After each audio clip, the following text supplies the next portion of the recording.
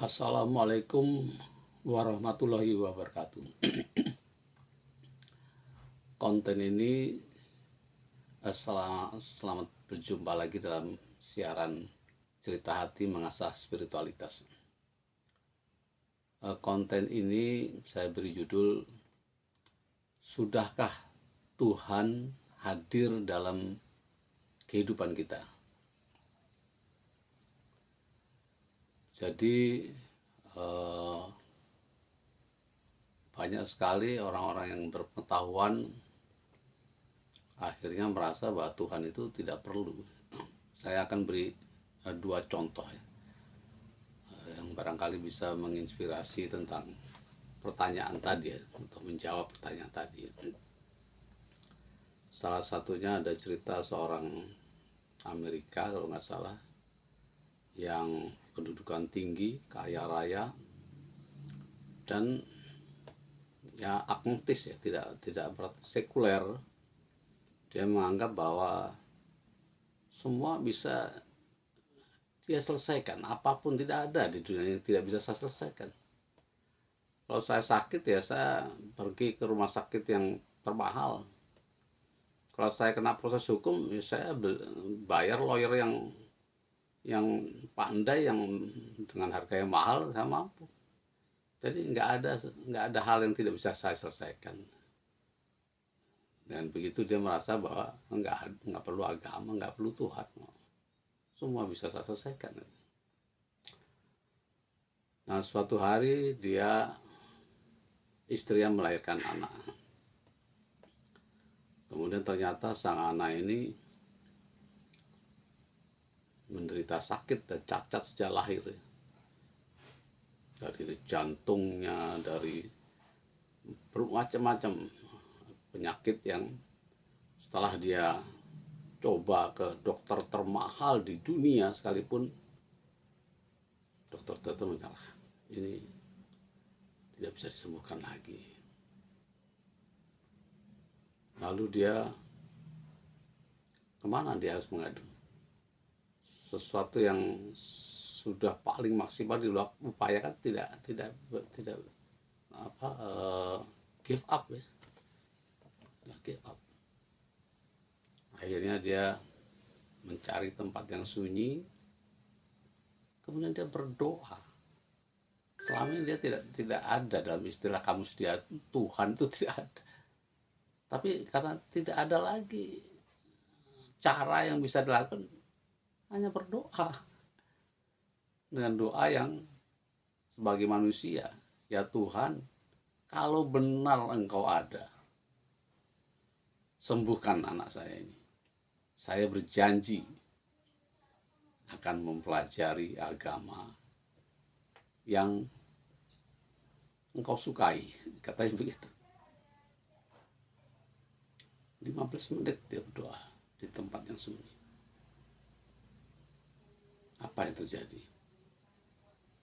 Beberapa jam kemudian dia mendapat laporan dari dokter, anaknya sudah sembuh total.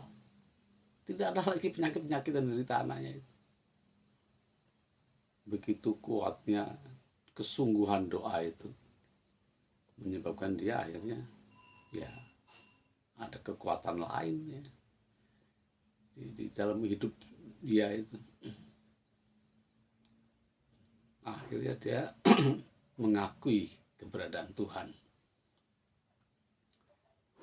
Setelah dia pelajari berbagai agama ya, agama Buddha, Hindu, Kristen, tentu saja awalnya Kristen dulu karena di daerah itu dia secara juga beragama Kristen.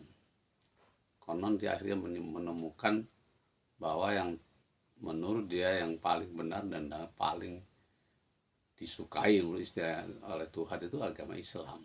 Akhirnya dia bersahadat. Yang kedua, saya ingin bercerita tentang pengalaman saya sendiri. Saya beberapa tahun yang lalu mendapat ujian yang sangat berat. Ya, saya kira saya ceritakannya di sini kan sudah saya sebarluaskan juga ya. Saya orang yang berusaha hidup dengan baik dan jujur, tiba-tiba dituduh korupsi dan masuk rumah tahanan. Dunia seakan kiamat ya. Dunia seakan kiamat. Pada hari ketiga kalau nggak salah setelah saya di Rutan Kejagung itu, saya merasa hampa hidup ini. Dan itu mengerikan sekali bagi saya. Kondisi yang hampa, tidak bisa merasakan apa-apa.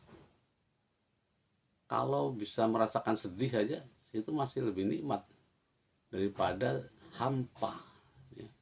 Tidak bisa merasakan apapun. Dan saya merasa itu sebuah peristiwa yang mengerikan dalam hidup saya.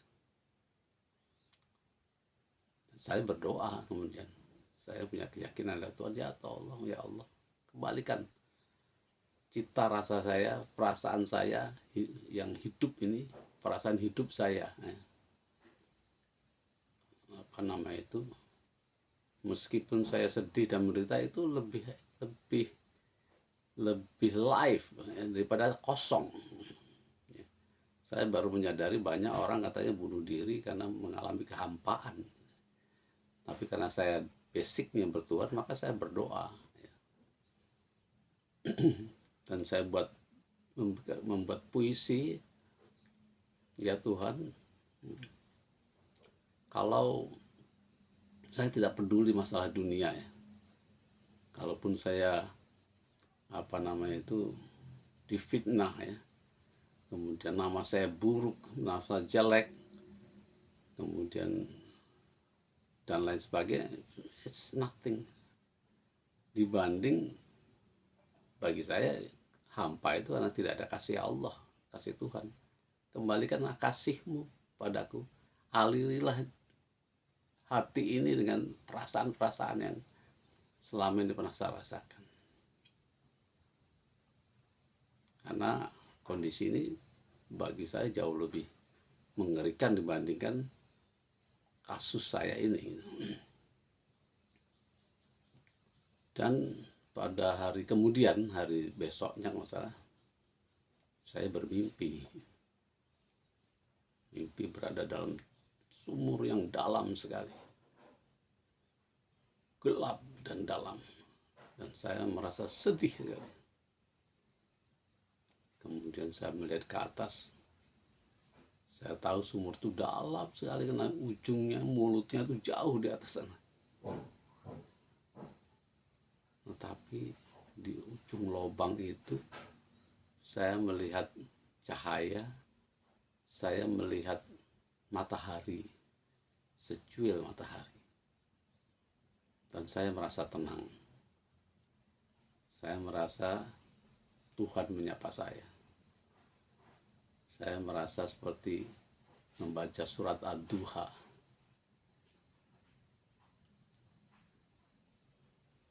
Jadi apa maknanya itu? Tuhan memang mengajarkan pada saya bahwa apa yang saya alami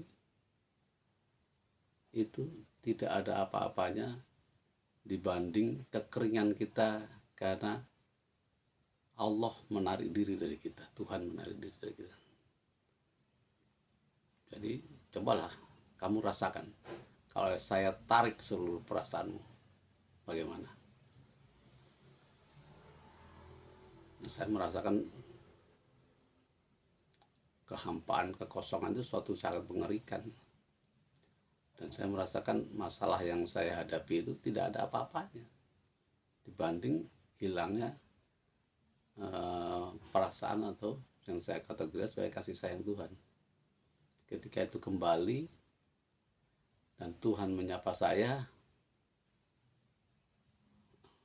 disitulah saya makin meyakini adanya keberadaan Tuhan yang Maha Kuasa, yang selalu melihat hamba-hambanya, mendengarkan doanya. Dalam hal ini saya meringankan beban saya, ya. Saya merasa ringan menghadapi persoalan-persoalan hidup di dunia ini. akhirnya alhamdulillah semua berjalan dengan baik, dan saya dinyatakan bebas murni dalam proses pengadilan berikutnya. Saya kira itu barangkali tema ini dengan berbagai variasi akan saya ulas lagi pada kesempatan datang. Assalamualaikum warahmatullahi wabarakatuh.